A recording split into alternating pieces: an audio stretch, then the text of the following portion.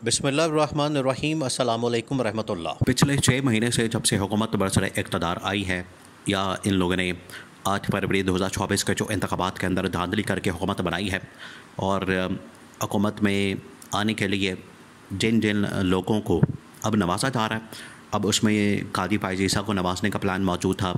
Chief election commissioner Sikandar Sultan Raja को इस हुकूमत की जानिब से नवाजने का प्लान मौजूद था, क्योंकि ये वो किरदार है, ये वो इदारे हैं, ये वो शख्सियात है जिन्होंने 8 फरवरी 2024 के इंतखाबात के अंदर धांधली में मदद की, सहूलतकारी की।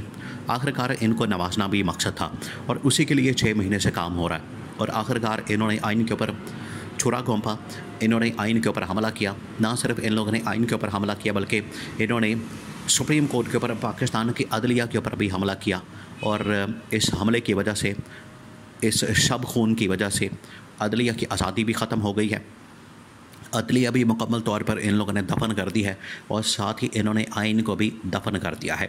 और आइन के अंदर अपनी मर्ज़ी के जितने मामलात हैं वो इन लोगों ने चलाना शुरू कर दिया। देखिए, कादी फायज़ ईसा हमेशा एक बात करता था, कादी फायज़ ईसा की 2 नंबरी, कादी फायज़ ईसा की जो बीच में वारदात होती थी वो हर जगह पर नज़र आती है। कादी फायज़ ईसा कहता था कि वो तो पार्लियामेंट के पास इख्तियार है, पार्लियामेंट के पास तो पावर है।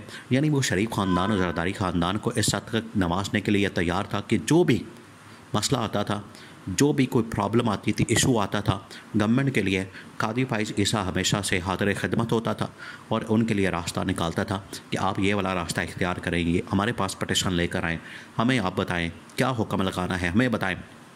तो कादी फायज़ ईसा उनके लिए सहूलतकारी पहले दिन से कर रहा है। इमरान खान को बल्ले के निशान से महरूम करना, PTI को बल्ले के निशान से महरूम करना, लेवल प्लेइंग फील्ड फराहम ना करना और इलेक्शन के अंदर धांधली और मैनिपुलेशन से लेकर आज तक जो ये आइनी तरमीम का पूरा मामला चला, आज तक कादी फायज़ ईसा की जानिब से सहूलतकारी की गई। और किस मकसद के लिए? किस मकसद के लिए? सिर्फ जस्टिस मंसूर अली शाह का रास्ता रोकने के लिए कि कहीं वो चीफ जस्टिस ना बन जाए, उसका नोटिफिकेशन जारी ना हो जाए।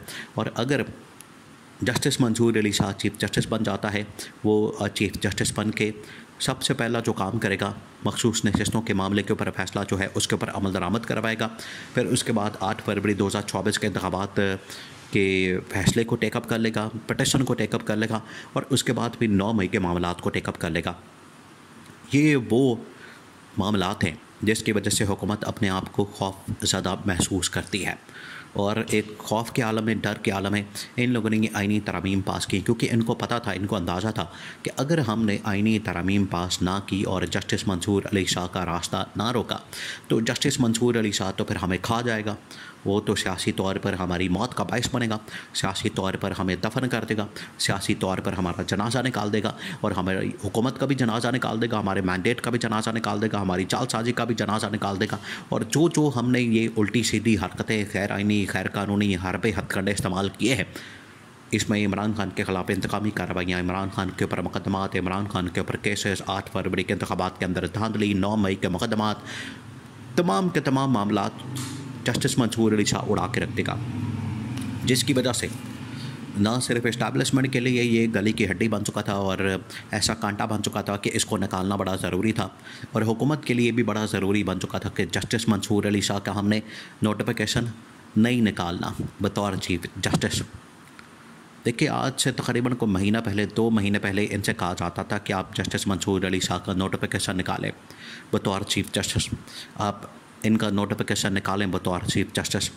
और ये इनको ये डिमांड रखनी चाहिए थी, ये इनको सामने फरमाइश रखनी चाहिए थी, इनको शर्त रखनी चाहिए थी, PTI को भी, मौलाना फजल रहमान को भी, कि जितनी देर तक आप जस्टिस मंसूर अली शाह का नोटिफिकेशन नहीं निकालते, जितनी देर तक आप जस्टिस मंसूर अली शाह का बतौर चीफ जस्टिस नोटिफिकेशन जारी नहीं करते, उतनी देर तक ना हम मुज़ाकरात करेंगे, ना हम बातचीत करेंगे, ना आइनी तरमीम के प्रोसेस का हिस्सा बनेंगे। लेकिन यहाँ पर कुछ पता नहीं होता, यहाँ पर कौन किस वक्त 2 नंबरी कर जाए, कौन किस वक्त वारदात डाल जाए, कौन किस वक्त यहाँ पर अपनी साइड बदल ले, कौन किस वक्त यहाँ पर हेरा फेरी कर दे, कौन किस वक्त यहाँ पर कोई धोखेबाजी कर दे, किसी का कुछ पता नहीं लगता। हालांकि हुकूमत के पास तो नंबर गेम पूरा नहीं था, तो इन्होंने क्या किया कि इन्होंने लोटे करके मौलाना फजल रहमान के बंदे साथ में ला के ये आइनी तरमीम का मामला आगे चलाया। वरना इनके पास तो नंबर गेम ही पूरा नहीं, इनके पास तो टोटल 205 के करीब वोट है, 205 और 200 के करीब, तो ये किस तरह से कर सकते थे? ये कर ही नहीं सकते थे। पहले कादी फाइज़ ईसा ने मैंडेट की चोरी करवाई, फिर उसके बाद मज़ीद कुछ नशस्तें दिलवाई, इलेक्शन ट्रिब्यूनल्स के मामलात को रोका, फिर उसके बाद मखसूस नशस्तें भी इमरान खान से छीन के तो गवर्नमेंट वालों को दिलवा दी। फिर उसके बाद 63A का फ़ैसला जो है वो रिवर्स कर दिया, तो उसने लोटा करेसी और हॉर्स ट्रेडिंग का रास्ता खोल दिया। तो ये वो तमाम के तमाम इक़दामात हैं जो कादी फाइज़ ईसा ने इस हुकूमत की खातिर सहूलतकारी की।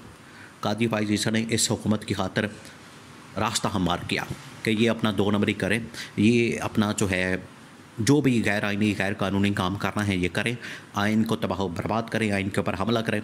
वैसे बड़ी हैरत की बात है कि कादी फाइज़ ईसा चीफ जस्टिस बनने से पहले आइन और कानून की बड़ी बातें करता था, बड़े बड़े बुलंद बांग दावे किए जाते थे, बड़े बड़े इसकी जानिब से ऐलानात किए जाते थे, आइन और कानून की हुक्मरानी की बालादस्ती की बड़ी बातें की जाती थी कादी फाइज़ ईसा की जानिब से। लेकिन असल चेहरा तो तब सामने आया जब कादी फाइज़ ईसा चीफ जस्टिस बन गया। और कादी फाइज़ ईसा ने चीफ जस्टिस बनते ही वहाँ पर बाहर हुकूमत के साथ भी तालमेल, हुकूमत के साथ भी साजबाज, इदारों के साथ भी साजबाज, और अंदर भी इसने मैनिपुलेशन, अदलिया के अंदर भी मैनिपुलेशन शुरू कर दी। और आज तक जो है इसने कादी फाइज़ ईसा ने मंसूर अली शाह का नोटिफिकेशन रुकवा के रखा कि कादी फाइज़ ईसा अगर वो एक्सटेंशन नहीं लेता तो कम से कम आगे जो है तमाम के तमाम जजेस को फारिग कर दिया जाए और अपनी मर्ज़ी का कोई चीफ जस्टिस हुकूमत जिसको बनाना चाहे। अब उसके लिए 2-3 नाम हैं जिसके अंदर जस्टिस अमीनुद्दीन खान है, या जस्टिस याहिया अफरीदी है, या जस्टिस नईम अख्तर अफ़गान है। इनमें से कोई एक चीफ जस्टिस बन सकता है।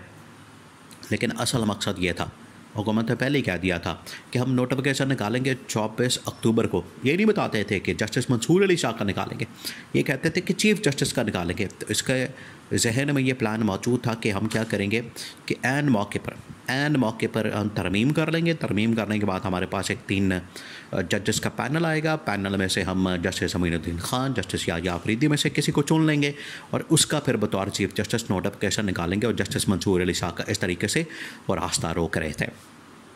इनको पता था कि जस्टिस मंसूर अली शाह इनके लिए कितना ख़तरनाक और ख़ौफनाक साबित हो सकता है, जिसकी वजह से ये सारी उन्होंने कार्रवाई डाली और आइनी तरमीम की। वरना आइनी तरमीम की तो ज़रूरत थी नहीं। मुल्क के अंदर जो इतनी तबाही और बर्बादी है, मुल्क के अंदर जो इतना इन लोगों ने बेड़ा गर्क कर दिया, मुल्क के अंदर जो इन्होंने इतना तबाह बर्बाद कर दिया है, मुल्क के हर सेक्टर का, डिपार्टमेंट का, अदलिया रह गई थी इन्होंने वो भी अपने हाथ में कर ली, और आइन रह गया था वो भी इन्होंने तोड़ दिया, उसको भी ख़त्म कर दिया। अब पीछे बचा क्या है?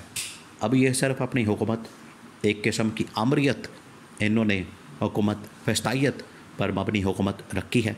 इमरान खान के ख़िलाफ़ इन्होंने फस्तायत में इजाफ़ा किया है, और जस्टिस मंसूर अली शाह का नोटिफिकेशन ना निकालने के पीछे ये वजह है।